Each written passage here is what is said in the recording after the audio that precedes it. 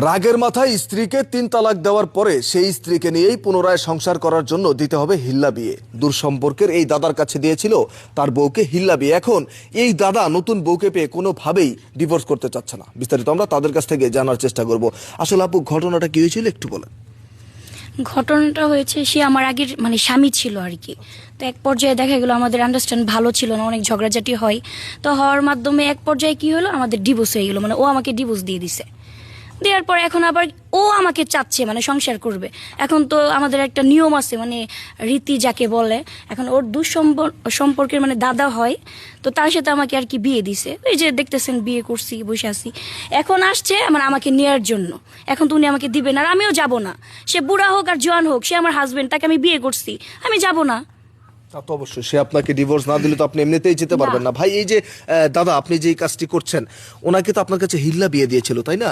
এখন আপনি ডিভোর্স করতে চাচ্ছেন না কেন? কারণ আরে ওরে আমার অনেক ভালো লাগছে। এরকম মাইয়া আমি জীবনে পাইছি না।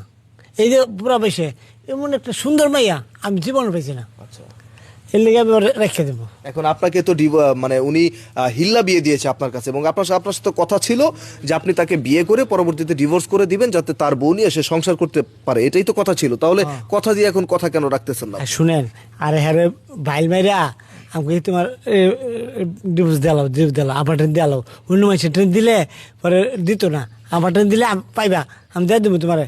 এটা দিয়ে আবার বিয়া করে রাখি। আচ্ছা, এখন আপনি কোনোভাবে ডিভোর্স করতে চাচ্ছেন না। দর্শক, আপনারা দেখতেই পাচ্ছেন, এরকম ঝামেলায় যদি কোনো পুরুষ মানুষ পড়েন তাহলে বোঝেন যে কেমন লাগবে তখন আপনার কাছে। আমরা একটু এই ভদ্রলোকের কাছ থেকে জানার চেষ্টা করব। আসলে এই যে ভাই, আপনি যে কাণ্ডটি ঘটালেন, রাগের মাথায় স্ত্রীকে তালাক দিলেন, সেই স্ত্রীকে হিল্লা বিয়ে দিলেন, যার কাছে দিয়েছেন সে তো এখন আপনাকে ফেরত দিতে চাচ্ছে না বউ। এখন কি বলতে চাচ্ছেন আপনি এই বিষয়ে? আসলে ভাই, আমি রাগের মাথায় আর কি দিয়েছিলাম ডিভোর্সটা। তারপর ভাবলাম কি যে অনেকদিন যাওয়ার পরে দিই, তার প্রতি আমার আগের মতো ঠিক ওই টান্ডাই লাগতেছে আর কি। তারপর ভাবলাম যে আমি হিল্লা বিয়া দিয়া তারপর আমার কাছে নিয়ে আসবো। তারপর আমার দুঃসম্পর্কে দাদা, দেখতে পারতেছেন, ওনার কাছে আর কি দিয়েছি। ওনার সাথে শেয়ার করলাম। উনি বললো যে আচ্ছা, উনি আর কি নামাজ সমাজ পরে উনি জানে যে কি করলে কি হয়। তারপর উনি আমার বললো যে হিল্লা বিয়া দিলে তুই আমার সাথে বিয়া দে, তারপর তুই আবার নিয়ে যাবি, 3 মাস পরে নিয়ে যাবি। তারপর আমি বললাম আচ্ছা ঠিক আছে, দাদা যেহেতু বলছে, ভালো কথাই বলছে আমার জন্য। তা আমি ওনার কাছে বিয়া দিয়েছি, হিল্লা বিয়া। এখন মনে করেন যে আমার বউরে নিয়ে যাবো আমি, অহন তো নাসুর বান্ধব, উনি আর দিব না আমার বউ, কয় আমার কাছেই থাকবো। আমার বউ আমার বিপক্ষে গেছে যে উনি ওনার সাথে সংসার করবো। কোন ভাই, এর কোনো কথা উনি আপনারা বুঝায় আমার বউ আমার কাছে দেন ভাই। আমার খুব ভাই ওর জন্য খুব খারাপ লাগে ভাই, একটু ম্যানেজ করে দেন। দর্শক, আপনারা দেখতেই পারলেন, ঘটনাটি আসলে খুবই দুঃখজনক এবং খুবই হাস্যকর। এরকম ঘটনা কিন্তু অনেক ঘটে বিদায় আমরা আপনাদেরকে শুধুমাত্র বোঝানোর জন্য এই ধরনের ভিডিওগুলো তৈরি করে থাকি। আজকেও যেমন আমরা ভিডিওটি তৈরি করেছি। এইখানে যে ঘটনাটি ঘটেছে দেখেন, এই ভদ্র মহিলাকে ওনার স্বামী রাগের মাথায় তালাক দিয়েছে।